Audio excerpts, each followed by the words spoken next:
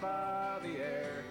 Take some pictures of the wildlife, take a leak in the stream, take a jet back to Cleveland and dream.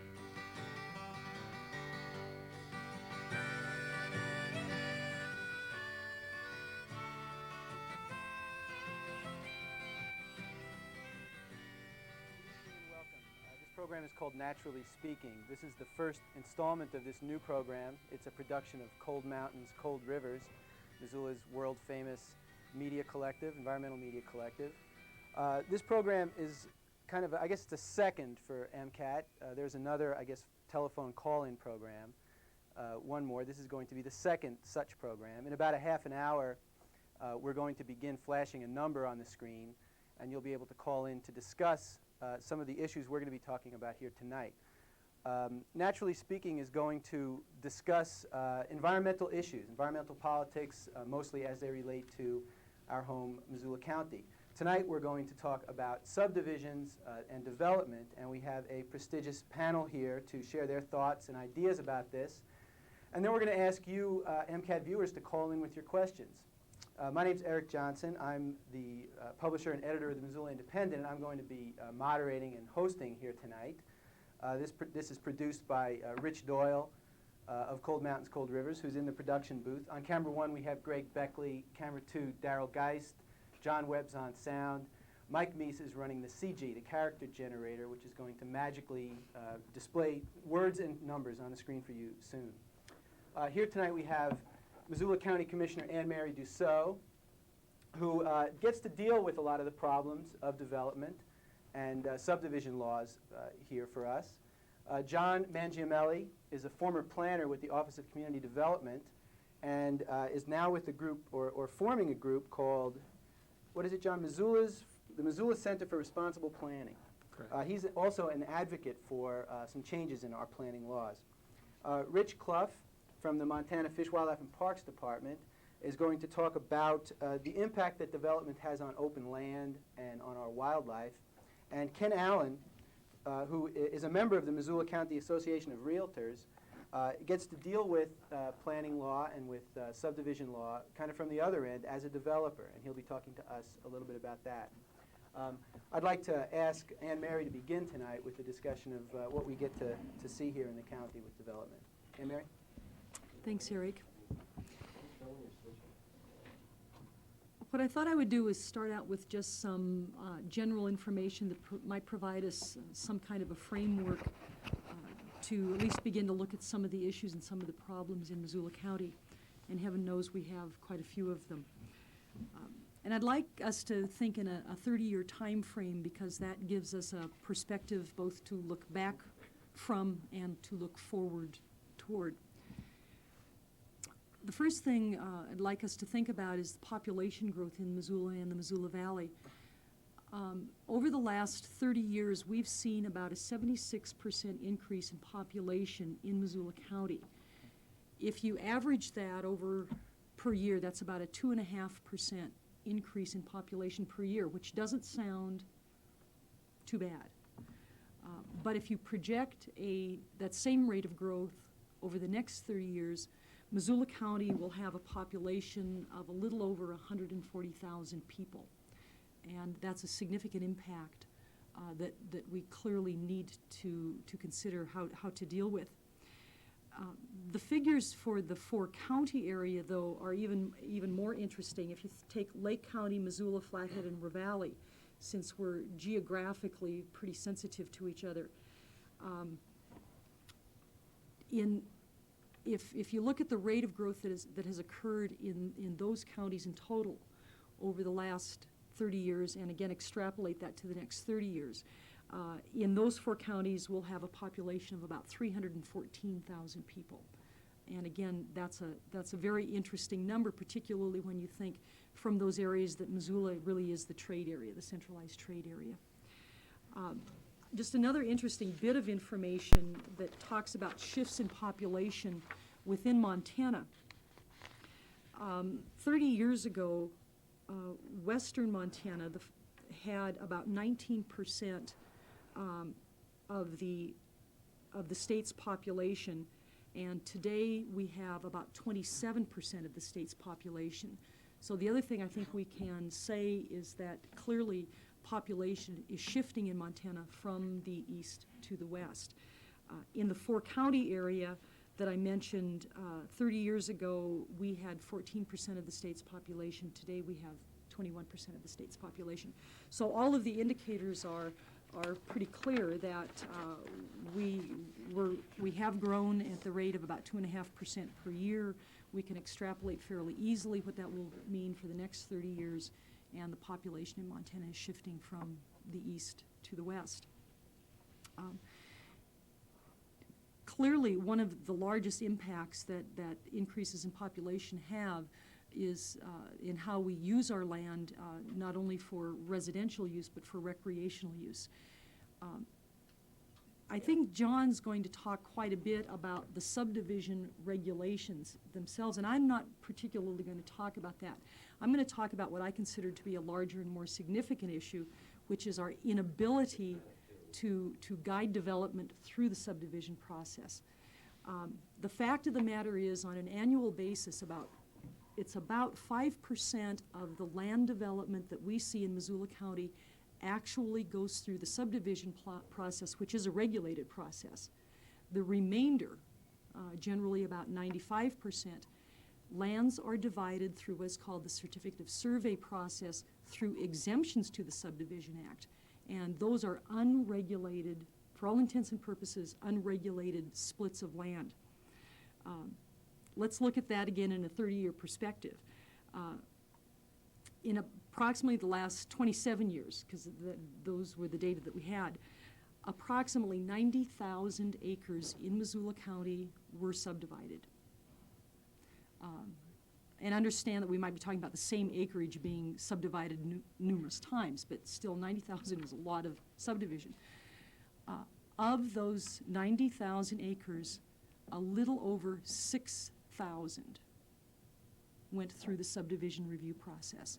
And I think those are just stunning and startling numbers, and in my opinion, that's the major change that needs to occur in the subdivision law, that we have to be able to get a better handle on the numbers of acres that are not reviewed through the subdivision review process. The way that process works is fairly simple. Imagine that you have a 100-acre parcel. That 100-acre parcel can be divided into 20 acres fairly simply with the submission of a plat. Generally what occurs is that 20-acre parcel is then sold, and then that is subdivided into a 10-acre parcel, again with very little review or comment, and it's possible then to divide the 10 acres into 5 and the 5 into 1s, and suddenly you have a subdivision for all intents and purposes, but you've had none of the review that John's going to talk about. Even though that process has its problems and its flaws, I think anybody would agree that it's certainly better than having no review whatsoever. Quick question here. When Sure. we say you have a subdivision, this is something that exists for all intents and purposes on paper. We're not talking about anything beyond that. Is that correct? I'm not sure, Eric, I know Well, exactly when- what you're saying. Okay, well, when you say 90,000 acres has been subdivided, we're not Right. talking about the fact that there are 90,000 acres that are currently, I think in the popular vernacular, when we think of subdivision, we picture houses and driveways and Exactly. maybe trees, maybe not, but we're talking about, this is just something that's taking place on paper. That's right, but on those divisions of land, you can have housing Without any more process, they're without done. any more process. So in order to Except for get building buildings on permits. those subdivisions, they don't have to go through anything more. In some cases, if they're within the 4.5 miles, meaning 4.5 miles within the city limits, they Mhm. have to have a building permit. But the fact of the matter is, outside of that jurisdiction, they don't even need that. Okay, all right, thank you. John? And I'll try not to repeat too much of what Anne Mary said. I guess what I would like to concentrate on is the effects of subdivisions and land splits and land development on Missoula's landscape and environment. And I guess before we can identify certain problems with subdivisions, first we have to look as a community, and we must define what it is we'd like Missoula to look like and how we'd like for it to function. And in order to achieve those ends, both the county and the city of Missoula have developed certain land use regulations and policies and plans. And the question that I'd like to ask is one of evaluation. Are these plans and regulations and policies, are they achieving their purpose? And are they indeed making Missoula the place that we'd like for it to be? And in certain instances, I don't necessarily think they are achieving the purpose that we would like to see. Thank you. I guess the first thing I would like to talk about, and then Mary kind of led into this a bit, are problems with the Montana Subdivision and Platting Act, which was enacted in 1973 originally, and some of the local subdivision regulations. And as Anne Mary said, there are exemptions to the act, and three that I guess are most commonly used and that create a large problem in evaluating what's going to happen on the landscape over a period of time is first an occasional sale, and I'll define some of these terms. An occasional sale is one sale of a division of land with any 12-month period. So any landowner can split a section of his land and sell it to any other person one time in a given year. Another thing that we deal with is the definition of a subdivision in the first instance. And a subdivision is any division of land that takes place that's less than 20 acres. So that means that if you have a 40-acre parcel and you divide it into two 20-acre parcels, it's a division that's taking place outside of the subdivision review process. That is, it's not going through any review and evaluation via the Office of Community Development here in Missoula County. And then there's a third exemption that's commonly used, and that's called the gift to family members or family conveyance. And that is a division that's made for the purpose of a gift or sale to any member of one's immediate family. For instance, if I'm a parent, I can sell or give a parcel of land to my son or my daughter or my wife, and then they can do the same thing in succession. So, again, there's certain abuses that do occur with these things, but in essence, these are the three exemptions that people most often use when they go ahead and divide land outside of the subdivision process. And as Anne Mary said, over 90% of all the land divisions that have occurred here in Missoula County have been created this way, outside of the subdivision review process. And to reiterate some of the numbers that she used, approximately 84,000 acres in Missoula County have been split that way. So we can see that there is a large problem with unreviewed land splits.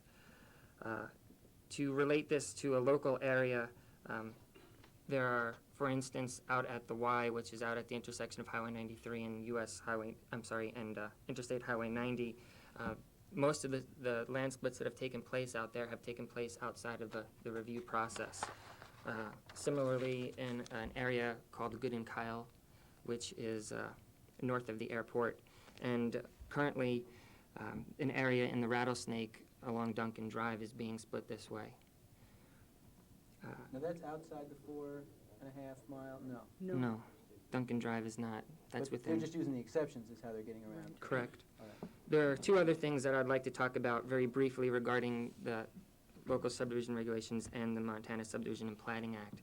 And that is, or that I've identified as problems, and that is that they're both procedural documents, they're not substantive. And by that I mean that there are no performance standards that are attached to any of these documents. So I guess to try to make that clear, for instance, if someone wants to go ahead and develop a piece of property that's a 100-acre piece of property that's on prime agricultural land, all a developer needs to do is disclose the fact that they're going to be consuming 100 acres of agricultural land for this subdivision. There is no criteria in any of our local or state regulations that say 100 acres is too much or 50 acres is too much, and reevaluate proposals on that basis. And then finally, another problem I've identified is that none of these documents clearly state when a development right is created. The Act and the regulations define what a subdivision is. They define the mechanics by which a subdivision can be created, but they never clearly define when a created lot or any division of land actually accrues a development right. That is, when someone can actually go ahead and build something on that land. And the second area I would like to talk about regards the 8 review criteria, I guess, getting more fundamentally into the areas that the Office of Community Development use in reviewing subdivisions as they come in. I'll just run through these as briefly as I can, identifying the review criteria, the problem as I see it, and relate it to a specific area in the city or the county. The first review criteria is the basis of need for a subdivision. And unfortunately, we as a community haven't prepared any inventory that describes how many lots currently exist and what the status of those lots are. So it's nearly impossible for an individual working within the Office of Community Development or any individual outside of the process of developer or anyone in the real estate business to actually have a good handle on what it is that actually exists in the community. Therefore, there's no good way to decide if this proposed subdivision or any proposed subdivision is indeed needed. The second is expressed public opinion. And occasionally, if you've been to any public hearings, you know that sometimes this is a rather long and arduous process to get through at some points in time. But the fact of the matter is that the public becomes involved with the development process at its last stage, at the public hearing process, at the point that the county commissioners or the city council or planning board is making either a recommendation to approve or actually approving or denying a proposed subdivision. And at that point in time, things are usually on their way, on the track to either getting approved or denied, and it's kind of late in the process. There are a variety of different areas. I mean, virtually any subdivision you can choose falls into this area. Okay, maybe you could just go through the rest of the 8 criteria. We can come back to that then. Okay. You don't want me to indicate the problem areas that I see, or? Yeah, that would be fine. Okay, I'll go through as fast as I can. Effects on agriculture is the third. Again, we've got a comprehensive plan that states a certain goal that we as a community adopted, and that is to try to work within the framework of preserving some agricultural land and developing in accordance with, or I guess the phrase would be in harmony with the environment, to try to maintain agricultural land as a viable option and not to consume it all as housing or any other subdivision. Mm-hmm. Effects on local services, there are many of those areas that we look at: roads, police protection, fire protection, and specifically I'll talk about school overcrowding. At this point in time, there's a policy in effect that says that no matter how many students come to a particular school, that they have to be accepted into the school. They cannot be turned away. So obviously, in areas that are receiving high, or that are being subdivided, or there's a high amount of housing being created, it's putting stresses on the school systems. The next one would be effects on taxation. In this area, what is gained via an increase in property tax generally never covers the increase in costs that are associated with providing services and with the impacts that occur to the physical and social environment. So in that respect, that I identified as a problem. Effects on the natural environment, and of these there are many I've identified. One is open space. Again, our comp plan has a very clear statement or goal when it comes to open space. It says, preserve open space land containing valuable resources or having environmental constraints for urban use. Unfortunately, neither the city or the county has a policy or a mechanism in place that will bring that goal into a hardcore policy. Rich will talk mostly, I assume, about this next criterion, and that's the effects on wildlife and wildlife habitat. Again, our comprehensive plan puts forth the goals regarding those areas, and again, the city and the county doesn't have a policy or a mechanism in place to deal with that. And finally, we have effects on public health and safety. And I think the city and county are making great inroads in this area, taking a look at air and water quality issues. But one of the things that I've identified is that we're not necessarily looking at things on a cumulative impact basis, and I guess I can use that with all the others as well. We need to be looking at these things on a cumulative basis, not just on an individual site-specific level. And in summary, I guess the largest problem that I see regarding subdivisions is that the Montana Subdivision and Plating Act and our local regulations mandate, and I'll quote from the act itself, "The basis for the governing body's decision to approve, conditionally approve, or disapprove a subdivision shall be whether the preliminary plat, environmental assessment, public hearing, planning board recommendations, and additional information demonstrate that the development of the subdivision would be in the public interest." And I think that right there is the key, that the fact that it mandates that we take into account the public interest. And it's not the interest of a few people, and it's not the interest of a particular developer. It's the interest of everyone in the community. And based on the failure of certain policies or not putting forth certain policies regarding the comprehensive plan and goals that we've adopted already, I see that many subdivisions don't actually meet this very basic criterion. Okay, maybe after we've heard from everybody else, we can come back and talk about some specifics. Sure. Rich? You want to hear about wildlife concerns and the effects of development subdivision on Please. those.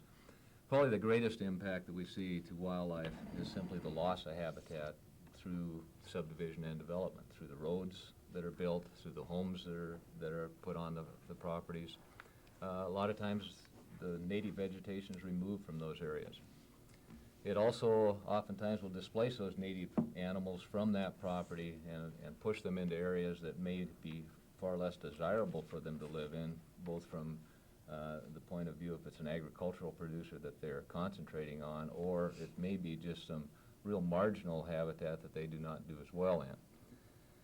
The wildlife, particularly the large animals we see, and we're very fortunate in Missoula to have nearly 300 elk that winter within 5 miles of town here, depend on this open space. They have to have fairly large expanses, feel lack of stress on themselves during the winter in order to survive it.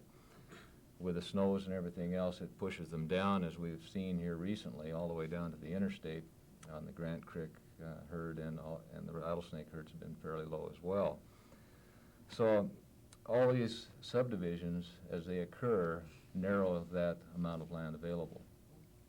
Other impacts, besides just strictly the loss of the habitat, we see in a lot of the subdevelopments, we'll have pets running loose, dogs in particular, chasing wildlife, both large and small mammals. The cats are able to pick off a lot of the ground nesting birds. You'll see usually a reduction in the birds in those areas. Winter months are particularly critical, as I mentioned, to wildlife. They're under a great deal of stress trying to forage, and when you have any kind of disturbance to them, particularly dogs chasing them, their chances of survival are lessened dramatically. We also see adding of domestic livestock to a lot of these areas. Horses brought in, goats, sheep, and they're usually fenced on some fairly small areas, and the result is that most of the native vegetation is completely removed from that site. That again takes away some of that habitat that was available. Then probably more importantly comes the actual human-wildlife conflicts that arise. Tonight, as I was trying to jot some notes down, looking out from the kitchen table, watching doe and fawn whitetail, I happen to live in town, going over to munch down on the arborvitae that's growing there makes you understand that there are conflicts, and these, especially now during the winter months, they're willing to eat pretty much anything. Fruit trees are pretty susceptible. Rabbits will come in also. Gardens are a tough issue for us during the summer months, trying to advise people on how to avoid it. And normally with deer, it's going to be fencing to try and do that. There's also this understanding that we may not be at the top of the food chain. When the bears and the mountain lions come down into some of these areas, they create some real potential dangerous situations, and a lot of work for us in trying to remove those animals. Oftentimes those are there because of attractants, the garbage that's not disposed of in a proper manner, pet food left out, this type of thing. So we deal with that issue. We have some just the nuisance complaints with the skunks. The smell in the garage is not particularly attractive to a lot of people. The raccoons eating the dog food. The woodpecker that tries to decide to build its nest in the side of a cedar home is usually frowned upon. And so there's a lot of these issues that do arise. The other one is auto collisions with wildlife. and we're seeing an increased number of that as more and more people move out. Highway 93 between here and Hamilton oftentimes will have anywhere from 500 to 1,000 deer that are hit annually. That's a lot of animals. It's a lot of property damage to vehicles, and a lot of potential loss of human life in those collisions. That costs money to some of the governmental agencies as well. The state Department of Transportation picks up a lot of those road-killed animals on the highways. They have to dispose of them. That's a cost associated with that. Our department tries to pick those up within the city limits and just outlying areas here whenever possible, but that also stresses our workload. I don't know, I can use some examples here too of where we've actually done some planning with subdevelopments, and I think probably the most apparent example would be in Grant Creek. And as you drive up towards Snowbowl, you will notice that those houses are clustered in certain areas, and then there's this expanse of open space remaining.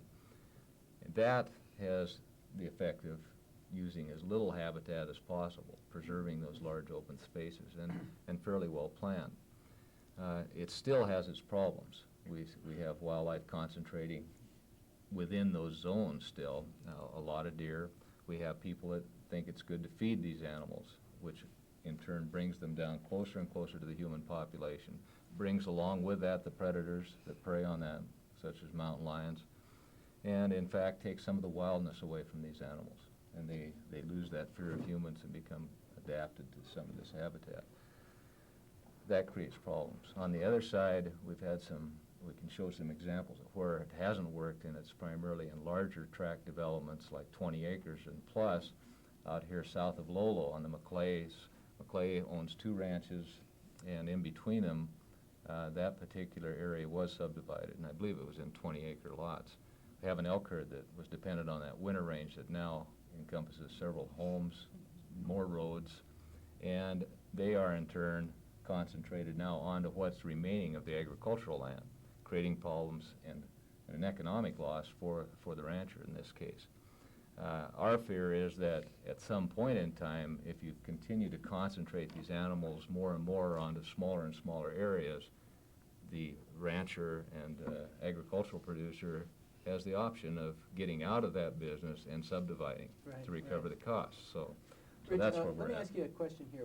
How would you rate, in terms of the threat to wildlife, let's say in the county, where does subdivision come in? Is that the greatest threat, would you say, or where does it rank? I would think right now that's it. It's human interaction with wildlife. Mm-hmm. I think if the wildlife had their way, we wouldn't be around today, and no one would be. That would be their utopia. But the fact is, we're trying to balance now the needs of the human population that still aesthetically want that wildlife out there to view. That's part of our community here and why a lot of us live here. So trying to strike that balance is a difficult situation at times. All right, thank you. Mm-hmm. Kent? I guess I would like to talk about having affordable housing for people. And even though the division of land for housing is thought of as bad by a lot of people, we need to be able to supply housing for our next generations of people coming along. And that's how I look at subdivision of property, is supplying a place for people to live. 3 or 4 years ago, the University of Montana had done a study that said that if we had the same number of people moving to Missoula as we had leaving Missoula, we would still need 350 homes, new homes a year, just to take care of the attrition that we have by the number of people born as opposed to the number of people that are dying because of our population is living longer today than it used to. Right now, Missoula is building somewhere's around 800 to 850 dwelling units per year.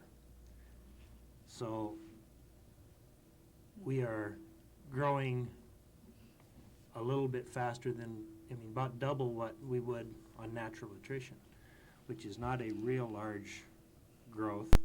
There's been times when we've actually only grown with what the natural attrition is. As far as subdivision goes, I know that there's been a lot of abuse with the subdivision process. I don't believe there's as much abuse today as there was 10, 15 years ago. There's a lot of different bills right now in the legislature that have to do with subdivision. There's every special interest group seems to have their own bill that they would like to see Aren't there passed. 6 bills up right now? I'm not sure. I know of 4 at least. Okay. I know that the surveyors are backing one bill. There's the Gilbert bill, which has in the past been backed by county governments and county planners and whatnot. And I'm not sure just how the bills are going. I haven't read any of them at this point. My belief is that if the bill will get passed, we have to have input for whichever bill you believe in, but whatever bill does come out is what we all need to learn to live with and work within that means. One of the reasons I think there was a lot of abuse, and still is a lot of abuse in the subdivision process, is because of the time and the risks of going through the full subdivision process. There's a lot of risk in if it's delayed, your interest rates going up, building costs going up. In the last year, lumber has gone up probably 15%, and it just makes it real hard for the delays, and some people will try to use the exemptions there. The exemptions are within the law. In our local county government, they have chosen to limit those to some extent to stop people from abusing them too bad. And in most instances, I agree with what they've done. There's been some instances where I don't agree with what they've done. But I would like to see the exemptions below the 20-acre parcel. I do still believe that we need to leave in that 20-acre and larger for division. Below that, I think that we could do away with the exemptions for occasional sales and gift or sale to family members, provided they make a subdivision process for 4 or 5 lots streamlined, so that if you set up certain criteria, that if those criteria are met, that it will be passed. It isn't, that you don't have the public hearings that will delay it time and time again. That will save a lot of time and a lot of money, because when a developer starts into dividing lots and providing home sites, they go with what the comprehensive plan states. Quite often, when you get in the middle of a development, the public opinion is raised, and you can no longer, they want you to reduce that number that was agreed upon by those that got involved. A large number of our people don't get involved in the process of the comprehensive plan. They say there's not anything to it. So they don't get involved until the subdivision comes in right next door, and all of a sudden, they're worried about it. So they do need to get involved even when they don't think that there's any threat of a subdivision next door, because that creates a problem for the developers, that the cost will be passed on to the consumer. Now, If- does part of that problem come from the fact that that process takes place so late in the process that the developer is already pretty far along and maybe has an architect in and has done a lot of work, spent a bunch of money, then the public hearings take place. Is that correct? Is that? Yes, that's a good part of it. You have, the thing is, a developer will go in and start the plans and whatnot on the development to start with. They have a pre-conference with the planning staff to get organized and try to iron out some of those problems. They go by the comprehensive plan, and even at that point, the planning staff will generally try to talk you into maybe going a little less, and it depends on the particular piece of property. Because just because a property is zoned or comprehensive plan for 4 dwelling units per acre doesn't mean that you can put 4 dwelling units per acre on that particular parcel of property, because a comprehensive plan is a general overlay. It isn't specific to each small site. And the developers will not always try to go with the maximum. They'll usually try to go with what will be a nice development. In my case, I have found that. So if you're doing a nice development and you come up against the public hearings, and yet just because it's in their own backyard, then they don't want it to happen. Whereas if you go across town, those same people wouldn't care. Okay, thanks So- very much. Do we have any calls? You might. Go ahead. Okay, we're gonna wait and see if we can get this this phone line set up. Anne Mary, Keep going. Anne Mary, how would you respond to Ken's suggestion about the changes in the process that he recommended? Leave the 20-acre exemption in place, do away with the other two. I guess if you could respond, and maybe John, Sure. you could respond to that. Let me respond really quickly. I would disagree with Ken in that I think 20 acres is too small. I don't know what the limit, the upper limit is, and I think we need to think about that. It's been suggested that 640 acres is the limit, and that seems a little bit high to me, but 160 acres seems better to me. And the reason for that is simple, is if we can get a large parcel and plan for that parcel, it's much, much easier for us to take into consideration the impacts on wildlife, protection of riparian area, protection of a wintering range, whatever.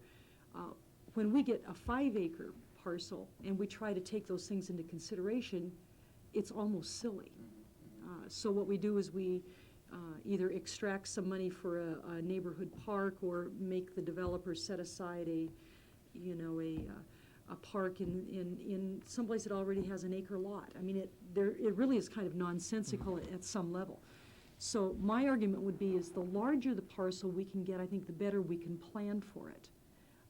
And then I would agree, I think that there are concessions that can be made in the process that would make it easier and more predictable, which really gets in a little bit to what John is talking about better performance standards. If we're more clear about that, and that we've gone through a public process to establish those, then I really do think that we can work to make that process more predictable. Okay, thank you. It looks like we have a caller. Let's go to the phones. Hello? No, we don't have a call. We don't have a caller. Okay, No. are we, so let me give you the number here. I don't know, are we flashing that number on Yeah, the we're screen? flashing. It's 542-6228. For those of you who can't spell, I guess we're giving you the coded version. John, what do you think about what you just heard? I agree with Anne Mary to a large extent. I think that the 20 acres is too small of an area. I agree with her that the larger the area, the better planning we can do for that given area. Personally speaking, regarding the other two exemptions, on a fundamental level, I don't have a problem with them. They were created because of a need. However, and I'll agree with Ken, in this case, they've been abused in a number of instances. In order to better rectify some of the problems that have come up with people abusing those, I think the county has made a good step in holding a public hearing to review all of those certificates of survey that are coming up. I think, I haven't read every one of these bills as well, but I think that there's an initiative underway to remove these two exemptions, specifically the occasional sale and gift to family member, and that's certainly an option. Another option would be to actually better regulate how those things can be used and dictate to county governments how best they can review COSs as they come up. So I'm not dead set against them, but I think that there needs to be a lot of work if we're going to keep them in.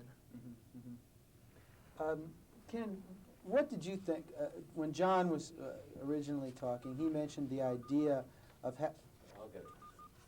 actually, we may have a call here. I'd like to go to the phones if we can, and then I'll ask this question again. Okay. No? Just hold on. No? Okay, he's flashing these lights at me, but, I'm sorry, Ken, John mentioned the idea that we need to, and I guess he's saying that you need to, as a developer, recognize what's best for the entire community, that we need to decide, as a community, what we want from this area, and then make our decisions based on that. Does that sound like a viable idea to you? I agree with the fact that we need to have a goal in mind community-wide. That's what the comprehensive plan is.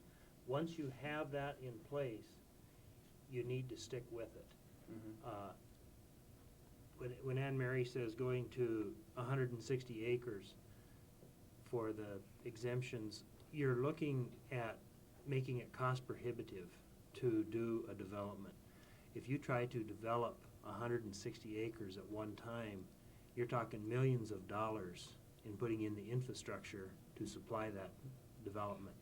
That is one of the reasons a lot of people will use these exemptions to get down to 20 acres so that they can do a smaller development and make it affordable.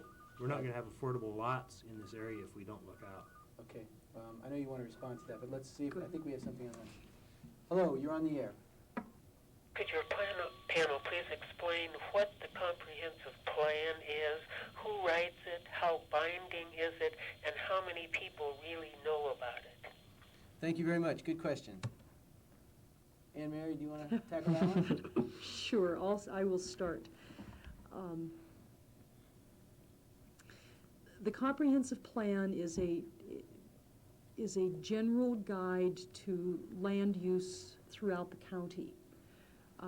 And it is generally written and developed by the Office of Community Development or the rural planning staff for the county commissioners, and generally goes through a fairly lengthy public process. I think the original plan was adopted in, I want to say 1975, but is that correct? The interesting part of that story is that it's one thing to have a plan, which as Ken indicated, which has very general guidelines. Generally, that plan should be implemented through zoning. But when the commissioners in 1975 went to zone land in concert with the 1975 plan, the majority of the people in the rural part of Missoula County told the commissioners where they could go with that zoning. So in fact, we ended up with a plan with really no way to implement it.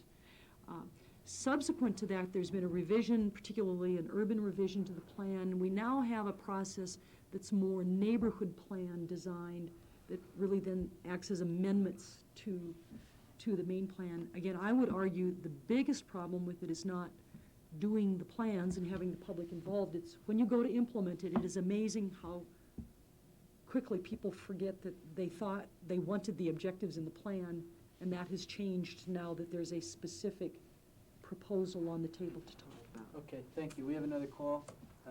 Hello, you're on the air. Yeah, I'd like to ask Anne Mary or John a question, and it kind of deals with Anne Mary was just talking about. What about dealing with these problems through county-wide zoning? Did you get that, Anne Mary? Yeah, and we have taken the position that to reenact the exercise of 1975 is simply non-productive.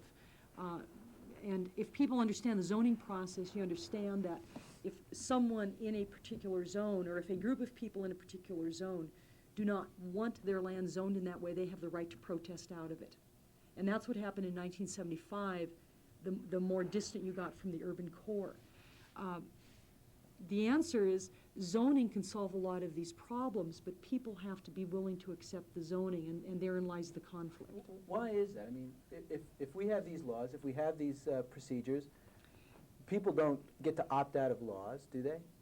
It's a provision of the law that I think is reflective of that sense that people have certain property rights, and that they have a say in what the final uses of their land will be. Whether that's right or wrong is certainly a debatable point, but the law is very clear on that. And I mean, I can think of numerous instances where either attempts to zone or to rezone have been overturned by the property owners within the zoning district. Now, actually what has happened, or what works best, is when citizens in an area make the decisions for themselves. They begin to understand that the impacts of growth and development are having impacts that they think are becoming not beneficial. And those citizens will band together and present citizen-initiated zoning. And obviously that tends to be way more successful. I don't know, maybe the others can have I'd some like to thought make about one that. clarification on that. The people within that zoning district, one individual can't just pull his particular piece out and not Right. have it zoned. You have to have 60% of the area ownership to withdraw, I believe it's 60%. I think to in the withdraw county it's less than that. but from it's- that zoning in order to stop that. So it isn't just individual people can pull it, you have, so that you don't have different zoning on next door parcels. I'd like to go back to the comp plan and then follow up on what this last caller talked about, if that's possible. That'd be fine. Um, Before you do, I'm sorry, John. Sure. I want to again encourage viewers to call 542-MCAT to participate in this open discussion. We have 15 minutes left in this program. If you have any questions about what you've heard or what you haven't heard and wish you had heard tonight, please call. Getting back then to the comp plan, as Anne Mary said, who writes the comp plan, it was an effort taken on by a number of individuals at the Office of Community Development and Rural Planning. It was a cooperative sort of effort. One thing to be cognizant of as well is this plan was updated in 1990, and it is reviewed every time it is updated and every time a new plan comes out by the Missoula Consolidated Planning Board, and they have their meetings on the first Tuesday of every month. Who is on the planning board? It's a citizen panel, I see. and Okay. All I right. don't have all their names in my head. Four are appointed by the county commissioners, and four are appointed by the city council, and then the city and the county jointly appoint one person. So it's a 9-member body. All right, thank you. And just, in concept, the comprehensive plan states the goals and objectives of the people of Missoula. It talks about agricultural land, it talks about open space, it talks about the living environment, the natural environment, et cetera. And you can pick up a copy of that at the Office of Community Development if you're interested.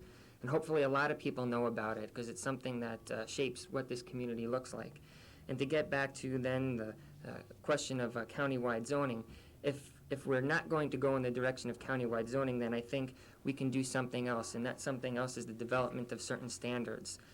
Agricultural standards, resource protection standards, open space standards, hillside development standards, riparian development standards, floodplain management standards, things like that. Some of those are in place already, but the important thing is to take the goals and objectives that exist within this comprehensive plan, since it is something that the community has discussed in a public forum and has agreed upon, and move those things forward so that we've got actually something to work with and to give the developers, as Ken is saying, a clear set of standards by which they can operate so that things will work in an orderly fashion and the people of Missoula will be protected.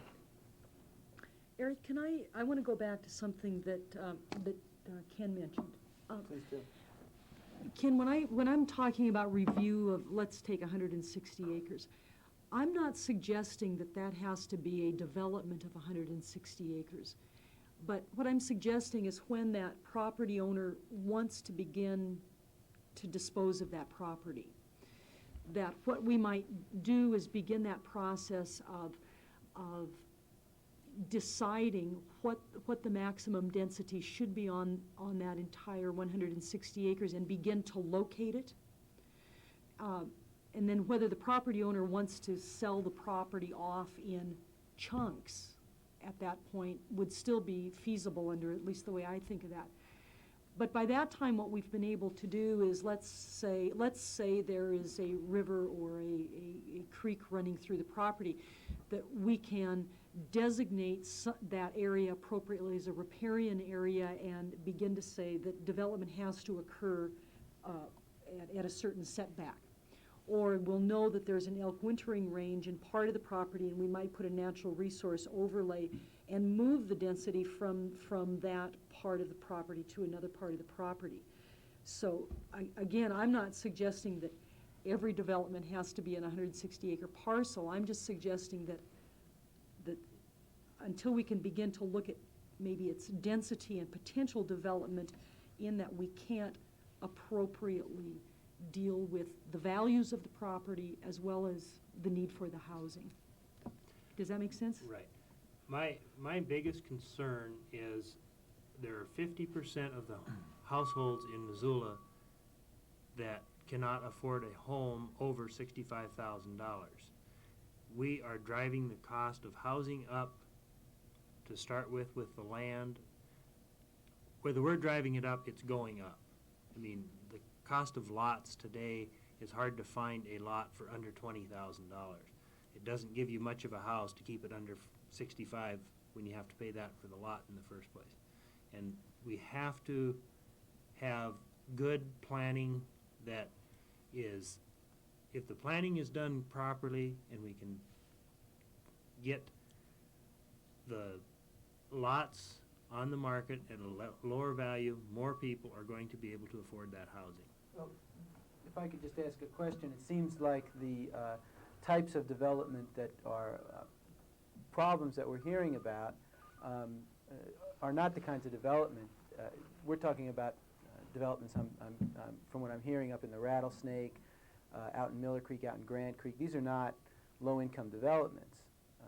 These are not low-income homes that are being built. Is that not true, or? Well, not all low-income homes are going to be built right in the middle of Missoula. I mean, there are higher-priced areas. I have a call here on line 1. Hello, you're on the air.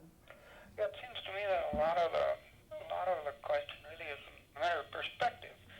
And what I see is, this is a city that's built in a narrow valley on 2 rivers, and automatically you have a lot of problems that another city might not have.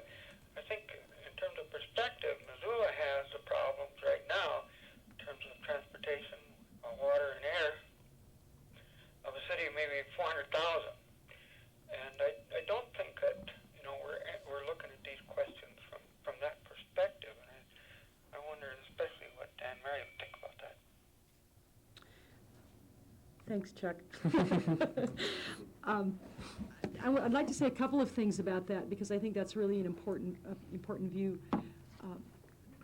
There's no question that at least in portions of Missoula County, and particularly in that area that people describe, if you stand on Mount Sentinel and look down, and if we call that Missoula, that there are carrying capacity issues that are absolutely critical, and they're primarily having to do with air and water. And I would suggest to you that's exactly why we created the Water Quality District. And some would argue that because we have a history of violating air quality standards, federal standards, that we've actually reached our capacity in terms of our airshed. And the question then remains whether through technologies and behavior changes, if we can expand that capacity. And I think that's something that this community has to come to terms with. Something maybe even more near and dear to Chuck's heart is the carrying capacity of, for example, the grizzly corridors or the bear corridors in the Swan. I mean, we have evidence now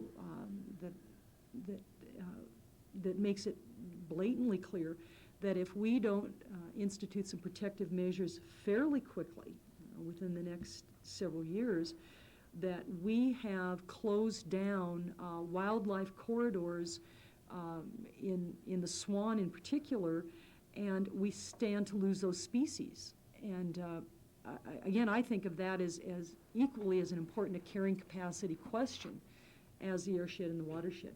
So, yeah, I think those are real critical issues that we have to continue to try to deal with. Okay, thank you. Now, let me just say one tiny thing on the other side of it, because I struggle with this question. Having been a Missoulian for a very long time, longer than I'd like to admit, the fact of the matter is when we had less population, the area in Missoula was dirtier.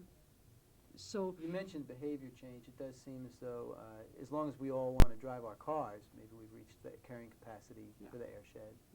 And I don't think there's any question that if you think of 140,000 people in Missoula or 314,000 people in the four-county area, I mean, clearly, if nothing else, our transportation habits have got to change.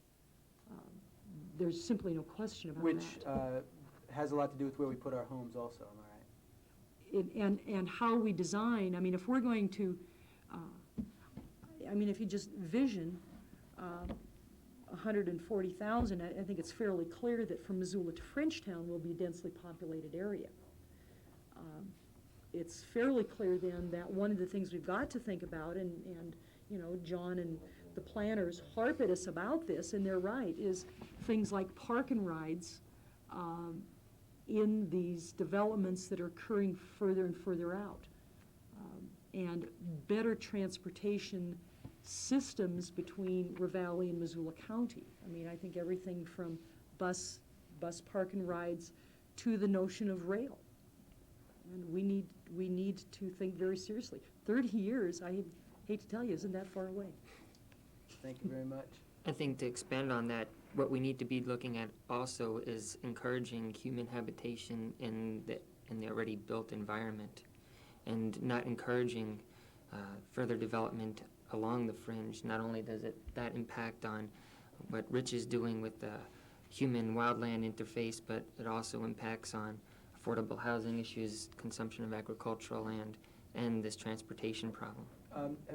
Have we reached some sort of consensus here? Is it possible that what these folks are mentioning is something that the development, we only have another 90 seconds, is this something that the development community could live with, do you think? Well, I think that the majority of the development community recognizes that we do have to cohabitat with the wildlife and all of that. I mean, and we all recognize that there's a pollution problem. But we do need a place for people to live, or we're going to end up with housing so expensive that very few of the native people of Missoula will be able to afford it. Okay, thank you. We're out of time. This program, I've been informed, will be repeated Friday at 1 p.m. You won't be allowed to call in then. Next month, Naturally Speaking, we'll address the same issue, but this time we'll look for solutions to some of the problems that we just heard about tonight. Thank you very much for tuning in. Thank you all for coming. Thank you. Thank you.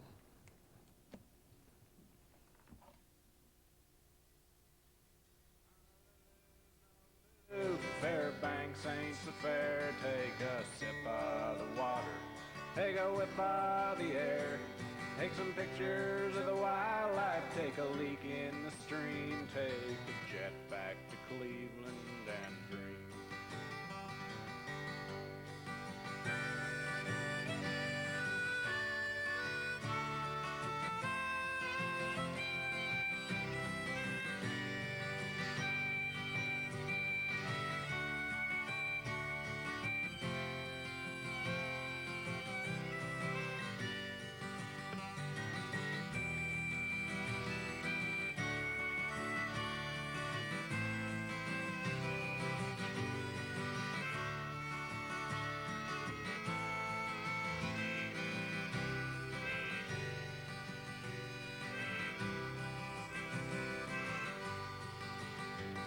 Honolulu, Honolulu, Fairbanks ain't so fair. Take a sip of the water, take a whiff of the air, Take some pictures of the wildlife, take a leak in the stream, take a jet back to Cleveland and dream.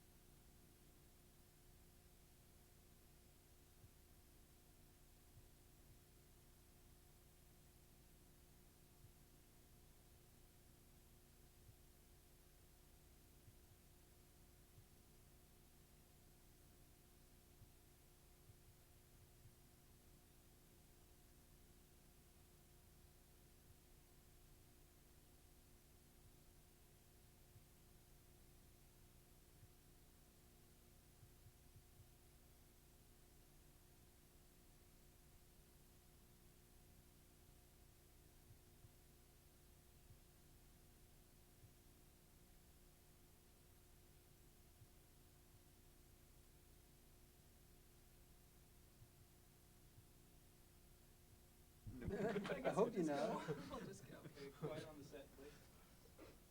30 seconds.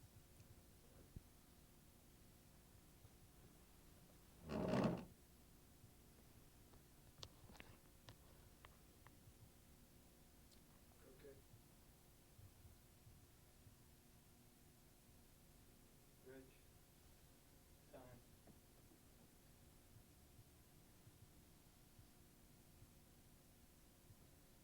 Richie. How much time?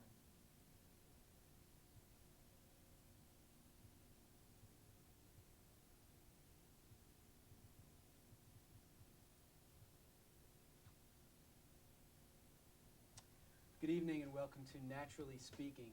This program is a production of the Cold Mountain Cold Rivers Media Collective, Missoula's own world-famous environmental media collective. This is a kind of an audience participation program. Later on in the program, we're going to be flashing a telephone number on the screen and going to be asking you to call and respond to some of the things that you're going to be hearing tonight. This is the second version, or the second program in the Naturally Speaking show, and this is going to be kind of a follow-up to last month's program. Last month we talked about subdivisions, and primarily we talked about the problems associated with subdivisions. Tonight we're going to talk about some of the solutions to those problems and maybe some other problems. I want to just take a minute here to talk about what we talked about last month. We had County Commissioner Anne-Mary Dussault on the set, and she talked about the fact that we already kind of see this around us, that our county faces a pretty profound influx of new residents, and we can expect to see a lot more of that. And a lot of those residents are settling in subdivisions in new areas outside the traditional city center. There aren't really many laws governing how those subdivisions are set up. What laws are on the books can be kind of superseded through a variety of kind of loopholes, and John Bangiamelli, who used to be with the Office of Community Development, talked about those problems. The way he described it, there are really, I guess, a half a dozen various loopholes that developers can use, and it's a perfectly legal thing that allows them to not have to go through the subdivision review process. Rich Clough, who's also here this evening, spoke about the threat that a lot of subdivisions pose to wildlife. And I think we'll probably hear some more about that tonight. And Ken Allen, who's a developer locally, reminded us all that really what developers are in the process of doing while they create all these problems is providing us with housing. And of course, that's another problem we face here in Missoula. So we may be seeing two problems intersecting here. Tonight we have a very distinguished panel. On my right here we have Nick Kaufman. He is with the Montana Planning Association, past president of the Montana Planning Association. Has been involved with planning for 14 years and formerly was with the Office of Community Development here in town. Tracy Stone is here representing the Five Valleys Land Trust. She's the director of the Five Valleys Land Trust. And what the Five Valleys Land Trust does is try to ameliorate some of these problems by simply buying the land. Is that correct? Simply buying? Actually, we don't purchase land. You don't? No. Okay, well, you can talk about Okay. that. All right. We also have Rich Clough here. What's the organization you're with again? I'm with Fish, Wildlife, and Parks. With Montana Fish, Wildlife, and Parks. And he'll be talking about maybe some things we can do to make room for wildlife while we do our planning. We also have Chris Servine, who's the grizzly bear coordinator with the United States Fish and Wildlife Service. So tonight we are going to be talking a little bit more about solutions, and I'll remind you that in a little while we're going to invite you to call in and participate in this conversation.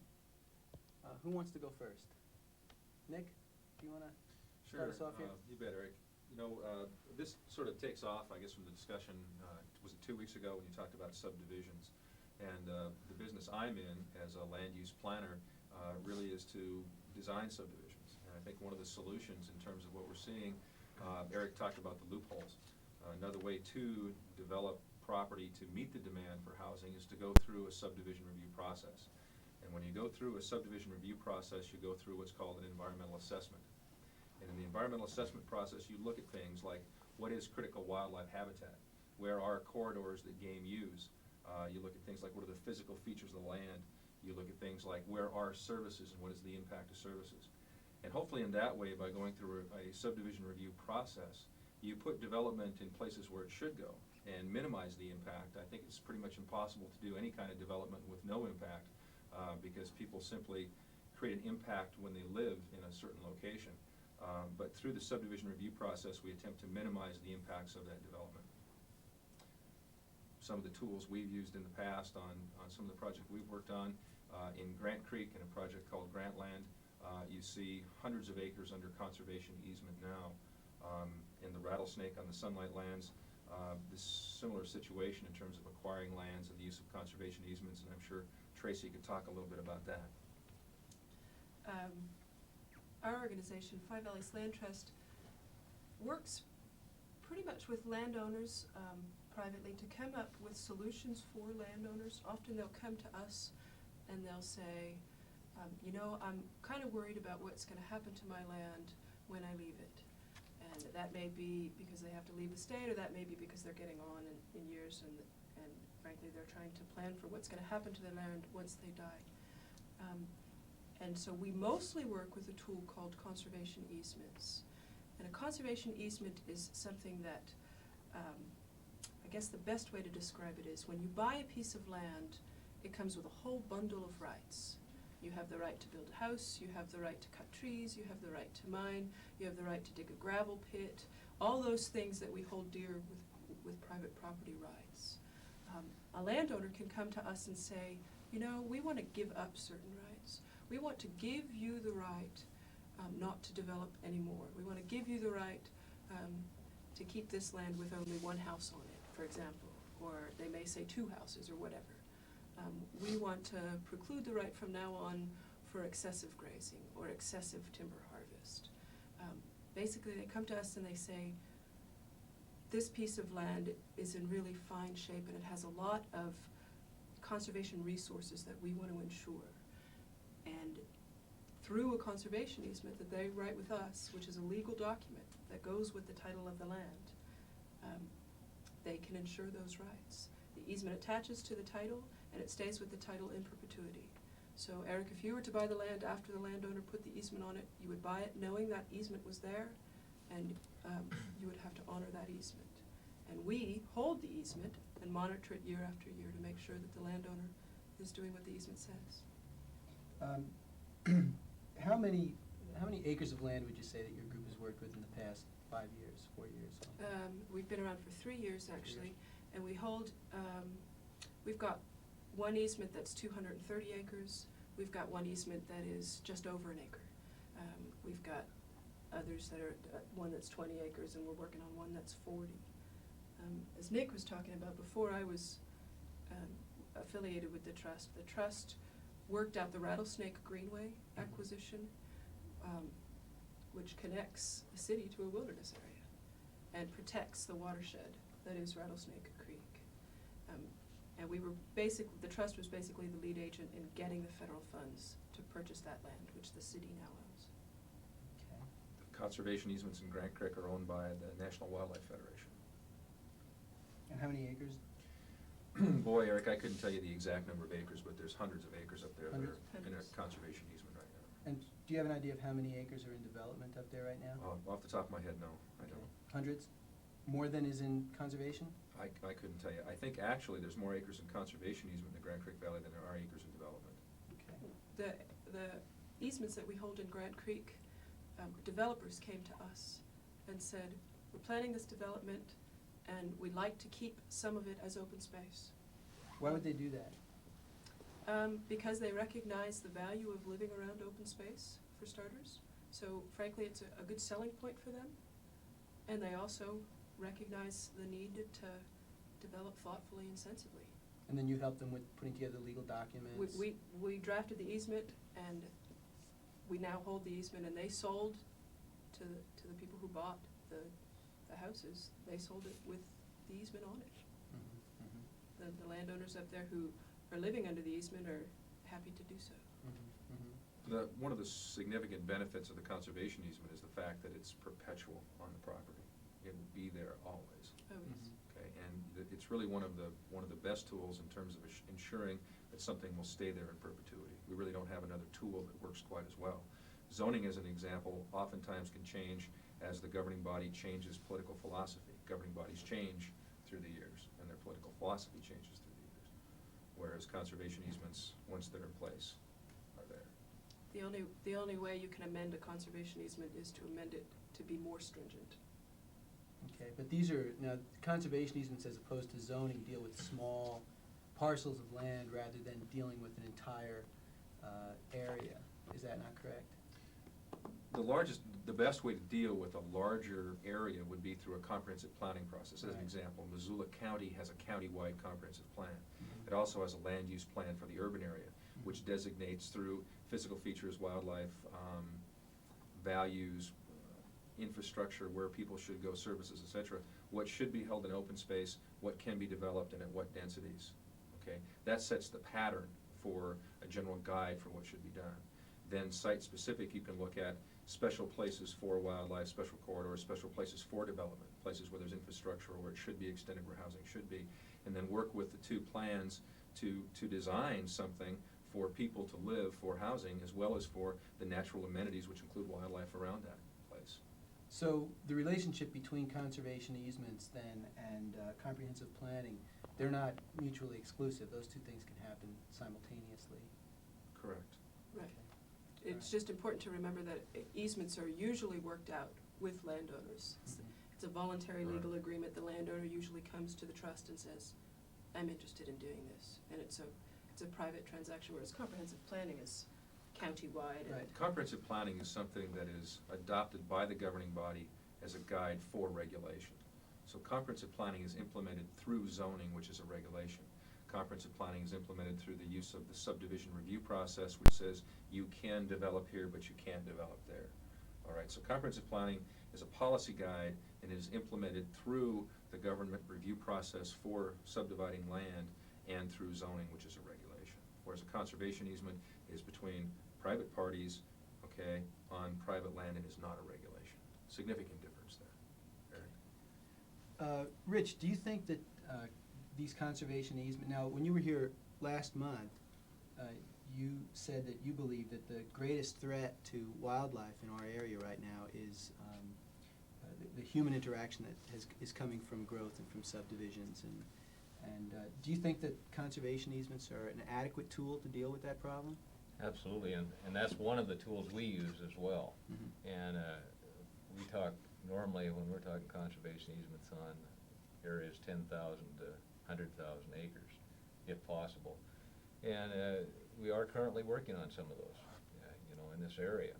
They take a long time to develop. There are some tax implications with conservation easements that make them attractive. That is, there's some tax benefits to the landowner. That isn't the primary reason most people come to us, or we go out and seek them out to try and establish conservation easements. It's the intent is to try and maintain that land in the open space. And like Tracy was explaining, there's a lot of sticks in that bundle of property rights, and we usually try to go after the subdivision one to eliminate that possibility. We also look at perhaps grazing systems, require a certain type of grazing system on the land that will benefit both wildlife and meet the agricultural producers' needs. We look at other rights, the timber management, how that's done. You can even go as far as buying access rights, but at that point, once the landowner has agreed to sell that, the cost of that easement, whether they're donating it or whether it's being purchased, is going to be almost the same as fee title. So we use fee title too. We do purchase land, and normally we try to identify critical areas, wintering areas in particular, and actually go out and purchase those with license dollars. Chris, what about bears in this area? Is it, have we gotten to the point where subdivisions are actually threatening any bear habitat around here? Yes, subdivisions are threatening bear habitat throughout the area in western Montana. Of importance to bears is the fact that there are seasonal altitudinal migrants. They move up and down in elevation throughout the year. And during the spring period, it's especially important for bears to have access to low elevation habitats. And low elevation habitats are usually the places where people like to build because they're close to river bottoms, they're snow-free throughout much of the year, and they're nice places for people to live. And if bears are denied those spring habitats, they cannot live in the rest of their environment, which most people consider bear habitat, the high mountains way up there. But you won't have bears in the high mountains if you deny them their spring range, because they are in places like the Swan Valley, down in the bottoms along the Swan River at certain times of the year, and those same bears are up in the high peaks in the Missions and the Swan Range in the summertime. And it's important for people to realize that the same bears that live in the high mountains need those low elevation areas, and that's why we need to be very careful about subdivision and the elimination of that spring habitat for bears and for other wildlife as well. So since we're on the subject of conservation easements, have you seen evidence of conservation easements maybe helping a little bit or solving some of the problems that you see? Yes, I think that conservation easements have the ability to minimize the level of subdivision within bear habitat. We are not trying to eliminate people from bear habitat. We're trying to balance the needs of bears with the needs of people. And we can have a certain amount of human occupancy within bear habitat. But when it gets to the point that people totally fill the habitat and make no room for bears and other wildlife, then we can't have them. And conservation easements allow that limitation of development at a certain level, which maintains the quality of life, both for people and for wildlife. Okay. One thing we haven't mentioned tonight, and I'd like all of you to address it if you could. In Helena, right now, there have been several laws being discussed where it would not be voluntary, where the state would come together and say that subdivisions are threatening the public good right now, and so some private property rights are going to have to be sacrificed in favor of the public good legally, and would require, I think, some of the good things that we're talking about tonight. Instead of asking people to do it voluntarily or paying people to do it, we would just say that the rights of wildlife, the rights of those of us who need open space to have it, override some of the private property rights. Nick, could you address that question? I could make a first stab at it, Eric. First of all, I think it's important to realize that in Montana right now, under the current law, you can create tracts larger than 20 acres with no review. Those are not defined as subdivisions, and I'm getting awfully technical here with you, but parcels larger than 20 acres are not defined as subdivisions, but they would certainly be defined, I'm sure, by John Mangiamelli in the previous show, as a loophole. And the 20-acre tract loophole, if you will, is the one that probably puts more people in remote locations than any other type of land division. Definition of subdivision would be the use of occasional sale where in any 12-month period I can sell one piece of land without review by the governing body, but I still have some sanitary review that I have to do. Another type of subdivision would be a gift to a family member, one in any 12-month period. Both of those have had some abuse in the past. However, in Missoula County, I think we're real fortunate because any use of an exemption except the 20-acre tract, which is not a subdivision and doesn't come under any review, has to be approved by the county attorney's office and or the county commissioners. And in recent years, we've seen the county commissioners control the use of those exemptions, I think, very effectively and very well. The 20-acre thing is still out there, and I think it's one of the things that the legislature is taking a real hard look at this time. But I think we also have to realize that when it comes to developing land, land is developed because there is a demand for housing. We're talking about residential development now, not commercial development. People want a place to live, and developers respond by providing those places. A subdivision that goes through the review process can identify through the environmental impact statement I talked about where the critical wildlife areas are. So Chris, if you've got an area that's important as a corridor for grizzly bears or for spring habitat for grizzly bears, or Rich, if you've got an important spring green-up area for, say, elk habitat or for white-tailed deer in terms of the yarding area, those areas can be identified as well as the corridors that they take, and you can put development where it belongs. One of the biggest problems we find in terms of providing housing is that higher density housing should be located adjacent to services, all right, near the city. Well, guess who lives near the city? It's other people. And guess who is also extremely sensitive to additional development, and that's residents. And residents, unlike wildlife, can apply political pressure to the governing body. So as we try to put subdivision next to existing residents where services and infrastructure are, we're suddenly up against what could be a very heated political battle. And anyone who's ever been to a public hearing on subdivision, I think, can sympathize with that. And so developers have a tendency to take the path of least resistance. All right, so if we're going to go here and we know it's going to be controversial, maybe we can go there and it can be less controversial. So I think if you take away some of the bundle of rights in terms of being able to subdivide land, on the other hand, you have to say that, wait a second, the public good, and we talked about the public good in your opening comment, demands that we allow higher density closer to services, all right? And so some of those, what people see as individual property rights, my backyard, okay, have to be sacrificed so that that's where housing goes instead of out somewhere where Chris is trying to protect bear habitat, all right? So there are some trade-offs. And when the law changes, it has to recognize that you can't give protest rights to property owners or more political power to property owners, which prevents subdivision from going where it should be, while at the same time you take away the ability to develop it out here. There needs to be a balance. Have we seen much of that in Missoula County? Much of? Neighborhood groups, let's say. Oh, absolutely, absolutely. Anytime that you, let's just take an example, and this is not being critical of anyone, but if you own a mobile home, all right, you think of that mobile home as something very special. And if a person wants to put a mobile home next to you, you'd like to see something really to meet your expectations of what you think you live in. If you live in a detached single-family home on a 10,000 square foot lot, you would like to see 15,000 square foot lot residential development next to you with a house just as nice or just a little nicer. And so when you come in today's marketplace and you try to provide housing, and I think last year in Missoula, the price of a single-family detached home rose something like $7,000 to $9,000, okay? You want to get the density up so you use less land and reduce the cost of providing that housing unit so it's more affordable for people to buy. The simple way to do that is simply through higher density development. The people, by their very nature, want to see next door to them what they have, or something just a little larger and a little more spacious. And they attach value to that open space behind them, as rightfully they should. But again, there are some public goods here, some public needs that may override the rights of those individuals if we're going to develop intelligently. And we do see that in Missoula. Okay, well, can you give some examples?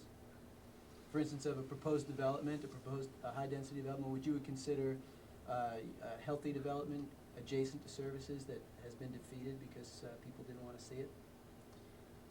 We can talk about developments that have received a tremendous amount of public opposition and have been modified slightly but have been approved. And recently in the South Hills, the Elk Hills development, our firm didn't work on that, but another firm worked on that. Now, Elk Hills, we're talking about, this is something that's close to services? Well, it's close to services. It's called, I believe it's called Elk Hills, but it's in the South Hills on 39th Street as you go up across Hillview Way.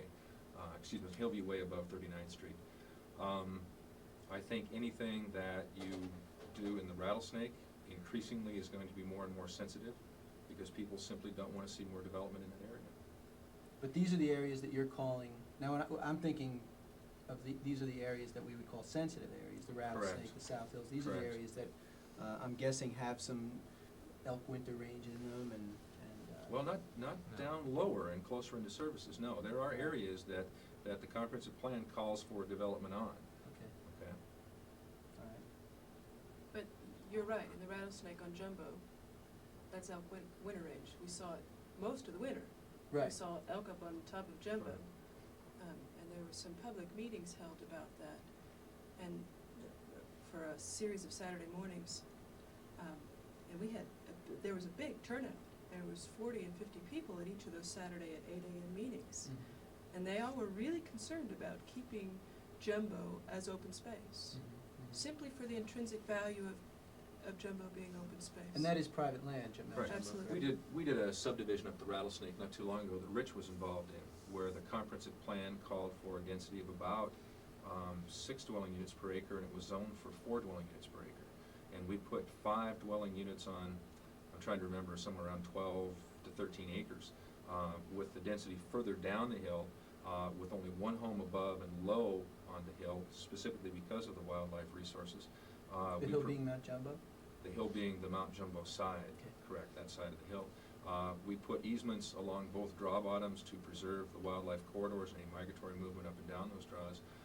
But we did that subdivision looking at the existing inventory of uses and found out right in the middle of the process that we had some significant wildlife issues to contend with. And we stopped the process, met with the major players, the open space people, the Rattlesnake Valley Alliance. Mr. Clark was there. Rich and his group came to that meeting, and we sat down and worked that out, and we may be seeing some additional controls on that project. So I think what that points out is you can work with in the process, and you can make things better. We did a subdivision in Orchard Homes, which I think you'd have to agree is an urban area, some years ago, and the zoning was 2 dwelling units per acre, and so was the comprehensive plan. And at that time, the then commissioners denied that subdivision at 2 units per acre and made us reduce the density down to 1 per acre. And that really should have developed to 2 per acre. That's where people should go. Okay. Would you folks agree with that? Yeah, I would. It's kind of nice now, through that subdivision review process, and we've really recently got involved with it fairly heavily, and we're seeing that a lot of things can be done cooperatively with the developers, finding ways to either mitigate or even not develop in some areas. There's options available. Grant Creek's a good example that Nick did work on, where you cluster housing and leave the broad open space.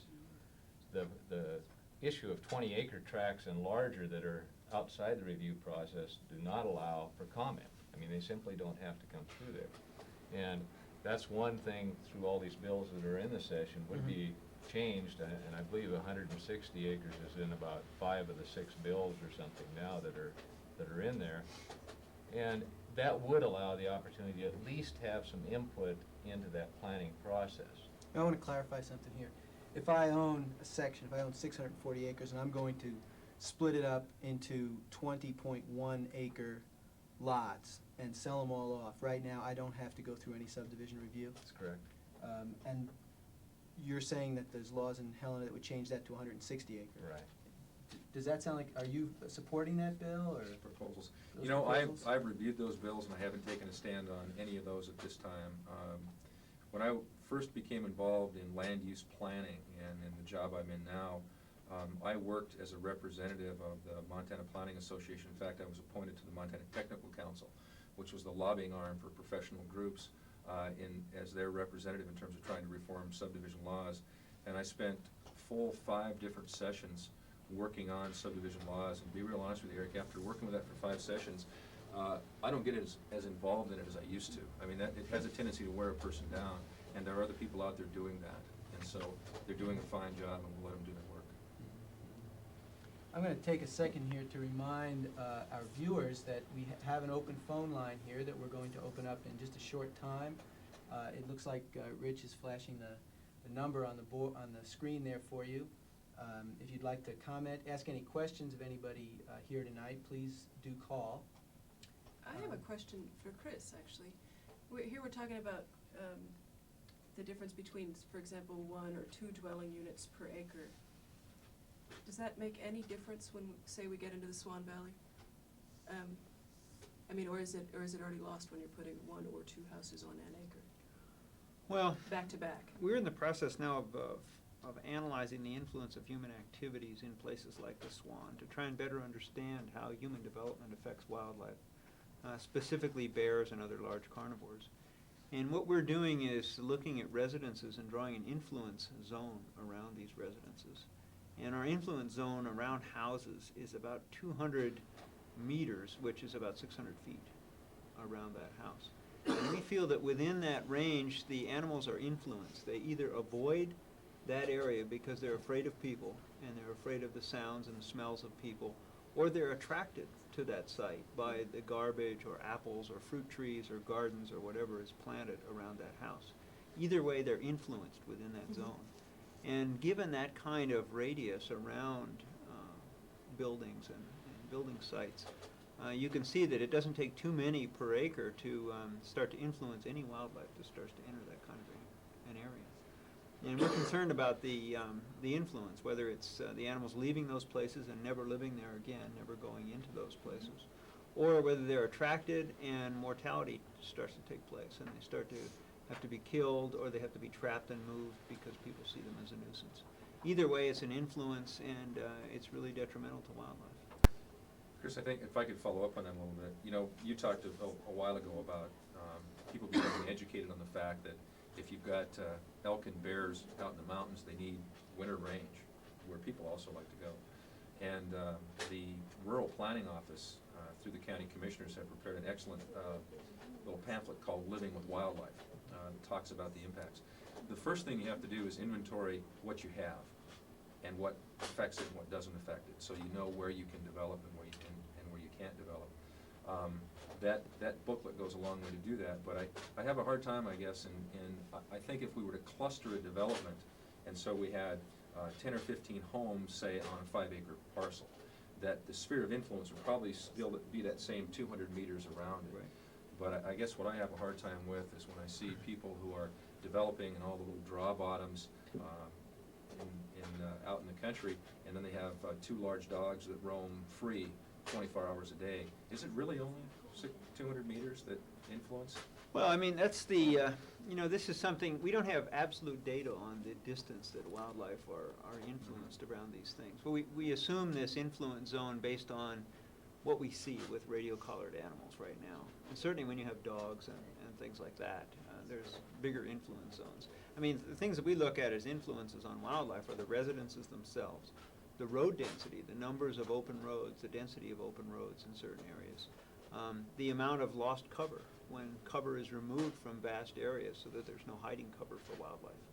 That combined with open roads, combined with residences, becomes a very complicated situation for wildlife to live in. I think we've got some slides here. If we get the slides up sooner or later, you can get some idea of some of these situations in the Swan and what these things look like. Be interested on Rich's comments relative to residential development and domestic pets. Well, domestic pets are undoubtedly one of the veins of deer in particular being chased, but even the common house cat has quite an effect on the ground nesting birds in those areas. It's surprising. Even in areas that people would not think of as wildlife habitat, just open right now knapweed patches and stuff still provide habitat for various species. A lot of the birds live in those. We're seeing the meadowlarks disappear, and I think that is influenced a lot by just a house cat being out there at night. People, you don't think of those kind of things. We're finding that wildlife is becoming more adaptable than maybe we thought too, in some areas. During the winter months, when you have the situation we do now with a lot of snow cover, elk and deer are highly visible, and they're right down wherever they have to be to survive. They are coming into yards, they're eating all the vegetation around the houses, the trees and everything else, and we're getting quite a few complaints over that. By the same token, we try to preserve those open areas and keep the development away so you don't have that conflict with wintering wildlife in particular. But the fact is, we have a lot of situations where the development's already occurred, and now we have to address that problem. Living with wildlife is one of the biggest challenges to moving into anywhere around Missoula. You have that. You have bears. We deal with the black bear, thank heaven, most of the time, in the rattlesnake. But that does have an impact on people. People view it differently. Some people really enjoy seeing a black bear. Others are frightened of it. There's measures you can take to avoid having them come into your yard and garbage, this kind of thing. So any type of a development has some impacts, no question. Chris, did you have some slides that you wanted to? Yeah, I had some here, like if we could move ahead one slide there, I think that would do it. We could start with that one there. Okay. Can you tell us what we're looking at here? This is a computer graphic of the land ownership in the Swan Valley. And what we see here are the different land ownerships in different colors in the Swan Valley in a three-dimensional format. The yellow that you see there is private land in the Swan. There's some 30,000 acres of private land in the Swan Valley, interspersed with Forest Service, Plum Creek Timber, and Department of State lands, all in the bottom of the Swan. And the future of wildlife in the Swan Valley is going to be determined by the interactions of all of the management agencies and the private landowners in the Swan. Right now, most people think of the Swan as a very beautiful place, filled with wildlife, pretty pristine in terms of how it looks. But when you start to look at details, if we could move ahead here in these pictures, to get some better ideas of what the Swan looks like. This is a satellite image of the Swan Valley. And what we see here is, even from space, it's easy to see the amount of change in timber cover that has occurred in the Swan Valley because of human interactions. This is an image taken in June of 1992, and the greenish colored areas there are snow. And what this shows is that the wildlife has to be below the snow level at this time of the year, and where they are is down in the valley bottoms, where the people are and where the human activities are. And so for us to maintain wildlife in a place like the Swan, and most importantly to maintain wildlife in the mountains, in the Swan Range and in the Mission Mountains, we need to be particularly careful about what happens in the Swan Valley itself. I think we've got a few more pictures if we could move ahead here. This is the kind of land development we see in the Swan. Pretty dispersed distribution of houses and the removal of cover that's associated with that. This contributes to what we call habitat fragmentation for wildlife, where the animals tend to not leave cover. They like to be in visual cover, especially during daylight hours. And when you remove the cover, open a lot of roads and develop these areas, wildlife tends to be pretty sensitive about moving into these. And when you have this kind of development in a linear fashion throughout a valley bottom, you tend to preclude the ability for wildlife to move across such a valley. Next one.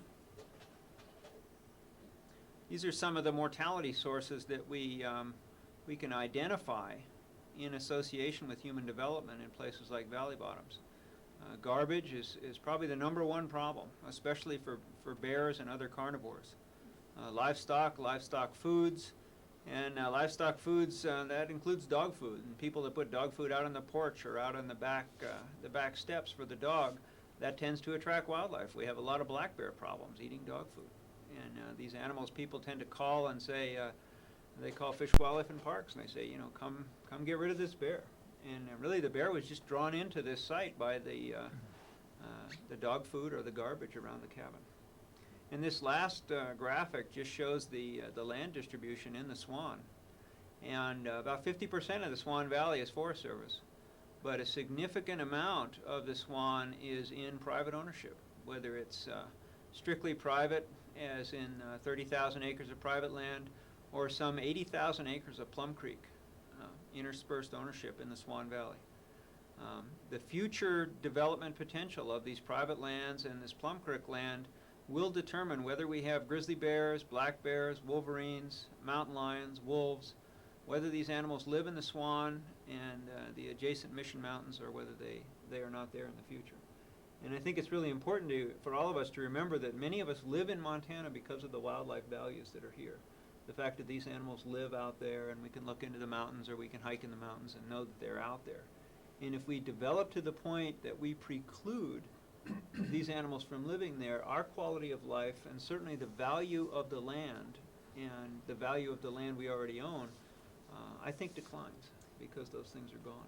You know, I hear what Chris is talking about. I hear that sentiment echoed all the time in my work. People who are interested in conservation easements, although sometimes could be a tax benefit to donating an easement, more often than not, the donor is much more interested in preserving the values that Chris was just talking about.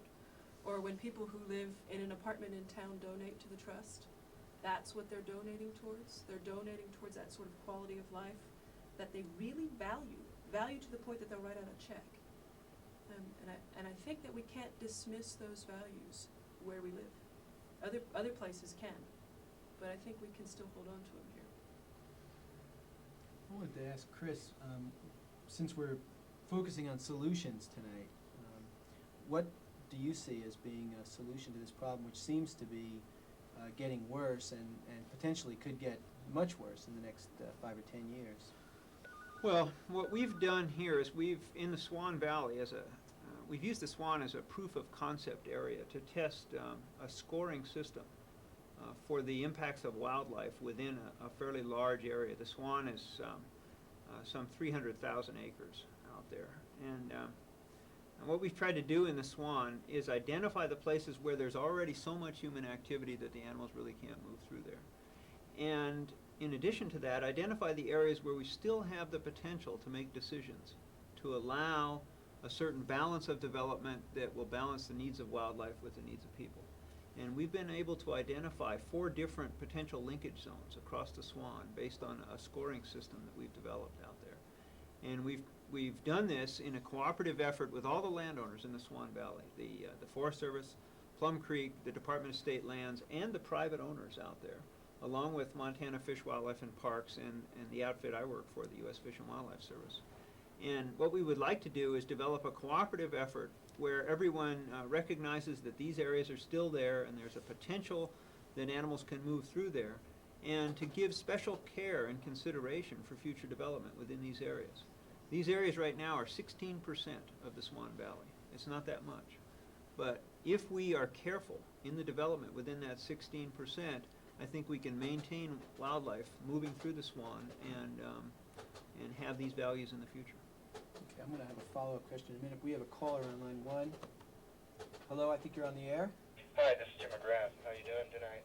Hi, Jim. I don't think I have a question. I just wanted to throw something into the mix here. We're talking about some of the solutions, and some of the stuff that Chris has been doing reminded me. One of the other, we talked a little bit about the land trusts and conservation easements and about some regulations. Another way that a community sort of structures the way that land is developed is through the development of its own infrastructure. In other words, placing where services are provided. And right now the county is beginning what they're calling a carrying capacity study. It's an interesting study because it's doing a couple of different things. One is it's looking at up in the Swan area and some other areas, the exact limits to what development can be placed up there before there's too much up there for whatever wildlife and so on we desire to have there. And then the other the biggest area that they're looking at in the carrying capacity study is identifying where and how many septic systems can be put in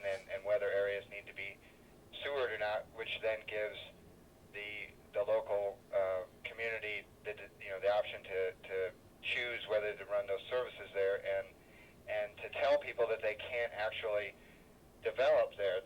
One of the reasons they're doing this kind of study is that apparently in other places, when you have in place that kind of data, it gives you legal standing to say no to certain kinds of development, which constitutes under sort of property rights a taking. In other words, you can come into a property owner and say, yeah, you thought you could do that, but you really can't, and we have the evidence to back it up. Okay. So I just thought I'd bring that up and see if anybody has any thoughts on those other kinds of ways that we can do some constructive things with that. Right. Thanks, Jim. Thanks. What about that? We've been talking tonight a lot about cooperative efforts. What Jim's bringing up here, I think I mentioned it a little bit earlier, but this is a very specific example. That's a different kind of thing than a cooperative effort. It would be where we would just say, no. Nick? The first part of Jim's comments, and appreciate Jim's call. He has his job as a reporter. He's on top of these things pretty well. But his first comment I really have to talk about because he hit the nail exactly right on the head. And Chris, while you're talking about conservation, a much broader issue in the Swan Range, our work is around urban areas, and it's absolutely a fact that open space planning goes hand in hand with infrastructure planning and hand in hand with planning for housing. People are important too, but the other values are also there. And by providing infrastructure in the right places and by encouraging higher density development close to services, by providing the infrastructure, by providing that incentive, that is where developers will go to place housing. And it's a really important point as we develop around our urban areas. And so I think open space planning, planning for housing, and planning for infrastructure extension are all part of the solution. They all have to be done at once. I think he's also talking about not providing infrastructure in other places. That's correct, and that would be an issue in the lower density areas. And he talked about some of the outlying areas, and maybe Richard or Tracy, you could talk about that. I'll let Rich take a step first, actually. No, go ahead. Well, I don't know. I agree with Nick. We would like to see the developments occur where you do have that infrastructure, where you're not putting more and more septic tanks out there and concentrating them more and more as land develops further on a lot of these acreages. This occasional sale where a person buys a 10-acre, splits it, and then sells that, suddenly you have two. The thing about that, it costs all of us in the fact that while you've got this dispersed housing out there, they still expect the same services of Sheriff's Department being there, the Fire Department, our agency if there's a wildlife conflict, or being there for just about any emergency type situation, including the road maintenance, if it in fact becomes a county road, which is another issue. So there's some real, genuine reasons why we all should be concerned with planning. I think we all need to understand it costs us money because those scattered developments actually do not pay their share, probably in taxes, to accommodate all the services they expect. There was a study done several years ago by Christina Ford, who used to be the planning director here, called Committed Lands. And the whole focus of her study was we should be encouraging development on those lands that we call infill development, those vacant pieces of property that adjoin existing development, because the services and infrastructure are there, and for a slight increase in marginal cost, you can send the kids to school and protect them with police and fire. Whereas if you go, say 6 miles out of town and pick a road where you want to go and put a community of 200 or 300 people there, suddenly you're talking about a whole new fire station, you're talking about a whole new school, a whole new road system, and all the services that go along with that. Not just a wildlife issue, but a cost of services issue. And something that we brought up when we took this presentation about the need for consideration of wildlife in the Swan Valley to the local citizens in the Swan Valley, and talked to them about this, they were very enthusiastic about recognizing that, in fact, if they don't begin to deal with the development in the Swan Valley, the very values that they cherished and why they moved there are going to be gone. And the people that move into these dispersed developments, as you say, Nick, that move way out into nowhere, they're moving out there because there's wildlife out there, because there's a lot of open space, because there's clear air and all these things. And unless they control the development around these areas, they will face the same things there in 10 to 20 years that they were trying to get away from. That's exactly right. And we found that the people in the Swan Valley were very amenable to the fact that they need to deal with development in the Swan Valley, where the Swan is going to look like the Missoula Valley here in another 10 to 20 years. And it is not that far away that that type of thing is going to happen. And I think the important point to bring home, I think in Montana, over the last decade, we've really thought that our land resource was inexhaustible. I think we really thought it was sort of an infinite supply. But Chris, I'll just ask you the question. When the Swan Valley is gone, where is another valley like the Swan Valley? Where is that valley? Where is the Jocko Valley, the Flathead Valley? Where are those once they're gone? Once that resource is gone, where's the next place where that resource will be? They're Alaska. gone. Yeah, they're gone. They're not in the lower 48 United States anymore. The only place in the lower 48 states where we still have a healthy population of all large carnivores is the North Fork of the Flathead Valley. That is the only valley left. 100 years ago, all those animals lived in the Missoula Valley where we're sitting today. And right now, the only place in the lower 48 states, the only river valley that has a full complement of carnivores is the North Fork of the Flathead. And right now, there's some 18,000 acres of private land in the North Fork of the Flathead that are being subdivided at a regular rate. And it won't be too long until those animals are gone from there. So the answer to your question is there aren't any more valleys like that. That's it. And part of the solution to the problem is programs just like this, where education becomes part of the solution, people understanding what those impacts are, what happens to those values because of the actions they take and how they take those actions. Sure. Yeah, one of the things I'm up against all the time, trying to get people interested in conservation easements, is people saying, well, what's that? I mean, they don't know that the tool is there. So part of my job is to really go out there and say, this tool's available to you. You don't have to look to your government for a subdivision law. You don't have to look to your neighbors. You can look right within yourself and say, I'm going to take control for this one piece of ground. So I think that with efforts like this, and then with efforts like governmental efforts over in Helena, and maybe with some developers who are beginning to see the need for things like cluster development, I don't think that anything can happen unless all those cogs are in the wheel. So you're not saying that we shouldn't, working together with the government, try to, I have to admit, I'm still a little bit hung up on this idea because we're all talking about how we're going to be able to cooperate together, and I'm just afraid that we might not see that happen. I happen to have lived for 10 years in a place that was, when I moved there, like Missoula. It was a beautiful, it was Santa Cruz, California, and I watched that place be completely overrun, and just before it was thoroughly overrun, people just threw up the walls, legislatively, not cooperatively. And it was a brutal, bloody battle between private property rights and people who wanted to say, look, we're going to make a green belt, and there's just going to be no more building around here. And it didn't. And the people who wanted to build on their land, it was just tough. You can't. And I'm just. It sounds like what we're saying here tonight is that no, we're not going to have to do that here. Is that true? Do you all feel that that's not going to be necessary? The free market system in a perfect society would operate to take care of that because people would recognize the values. Those values we talk about tonight would actually have a dollar value equal to something else, and they would be preserved.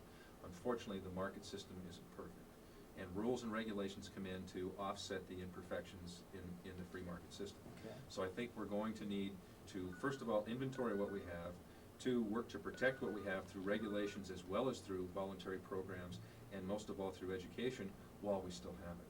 And it's people recognizing the problem, all right, and taking action to solve it on all those three fronts. Okay, we have a caller. Hello, you're on the air. Yeah, I read in USA Today about 6 months ago that 350,000 people a year are exiting Southern California, and fourth on their list of destinations was Montana.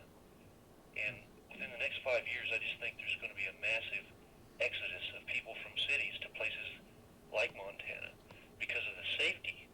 I mean, the relative safety as compared to urban areas in cities and across the country.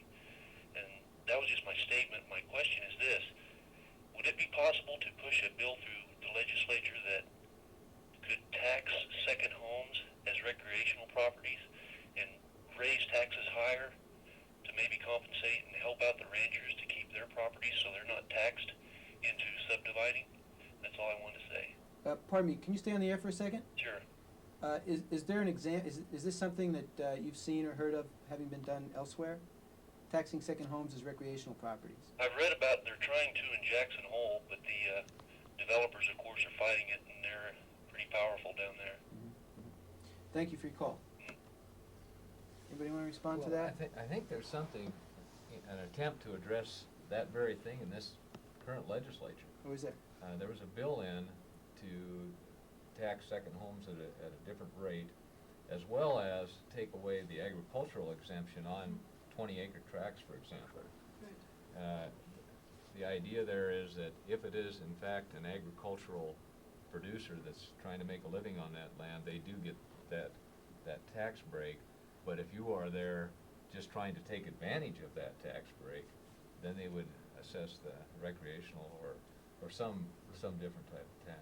And I have no idea I what the think status is. that I followed that one. I thought it was pretty interesting. I live on a 38-acre tract. I live in one of those places that should have had an easement on it. That was a ranch that was a loophole, and so off went 40-acre chunks. I pay a ridiculously low property tax. I mean, I'm not scamming. It's just the law. I pay a ridiculously low property tax. And I'm happy to pay more, and feel like it would be only my fair share to do so. I'm concerned, however, that there are those out there who own 100-acre or 200-acre parcels that they're not getting $5,000 worth of agricultural goods off of every year, that would say, whoa, I can't afford this tax. I'm going to sell off that back 40, or I'm going to sell off that back 80. And that concerns me. I mean, privately, it doesn't bother me at all. As the director of a land trust, it concerns me a lot. Let's talk about the caller here. He has two things. The first one is that recreational property, especially lake property, is in limited supply. God only made so much lakeshore. And since it's in limited supply, the value keeps going up as more people demand it, the old supply and demand thing. As the value keeps going up, the taxes keep going up, not only for the people who live there, but because the land around it then becomes incrementally more valuable. The further you get away from the lake, the less value, but everybody's land value is going up. And suddenly the local people there, the original members of the community, can't afford to pay the taxes anymore. And so they do things. They may move to a more affordable community. You may move from Whitefish to Polson, as an example, okay? Or you may, if you're a rancher, subdivide property to help pay for some of the tax burden. So in Jackson Hole, I think, is a prime example of that, where so many people have moved in that the locals simply can't afford the price of goods and services or the property taxes that are there. And so some type of a differential property tax system where those people who can afford to pay more do pay more, which allows the local people to keep what they have, is what Jackson Hole did. Again, it's a people thing. If you don't supply housing when there's demand for housing, and that means lots, and the price of everything goes up, that person that's trying to buy the first-time home and be a member of society and get his tax bill and see what he's paying his taxes for and vote and get on the school board and all those things, doesn't have that opportunity. That opportunity is gone. And just like the habitat in the Swan, as that price of that residential lot goes up beyond their reach, that's gone forever for that person. Because where do you go from here? Just like you can't go to another valley. And so once again, open space planning, infrastructure planning, planning for housing are all together. And a taxing system also is part of it. Okay. Nick, you were talking about supply and demand before, and we'd mentioned as one of the solutions, developers may be beginning to consider creative solutions like cluster development. What's the market? How will the market bear something like cluster development? For example, in the place where I live, that is a ranch that split up that should have been under an easement for. What's to say that a developer couldn't have bought that entire chunk and built the 13 houses that are now along 3 miles, right down there in the bottom third, and left the upper 2/3 in open space? That's a very good point, because it would have taken less road, which means less soil erosion and runoff and declining water quality, more land up above for wildlife and for open views and for everyone to enjoy, while at the same time 13 homes could be spaced and sited so they have the same feeling of openness without consuming so much land. And then you can put a management plan on that piece of land in terms of grazing or whatever to try to control the weeds and maximize the habitat potential, whereas the individual owners probably can't afford to do that, each one. but collectively, they may be able to.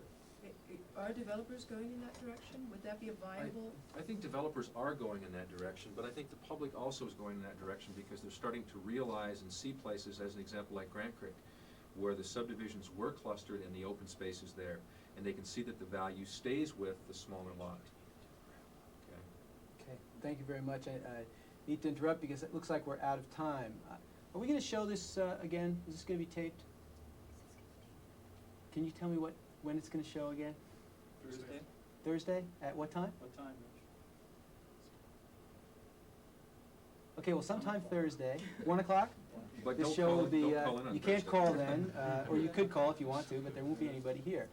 Thank you all for tuning in. I think that Naturally Speaking is going to appear again this time next month. John, do you know? Yeah.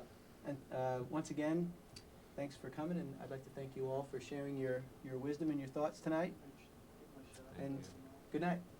Thank you, Eric. Thanks.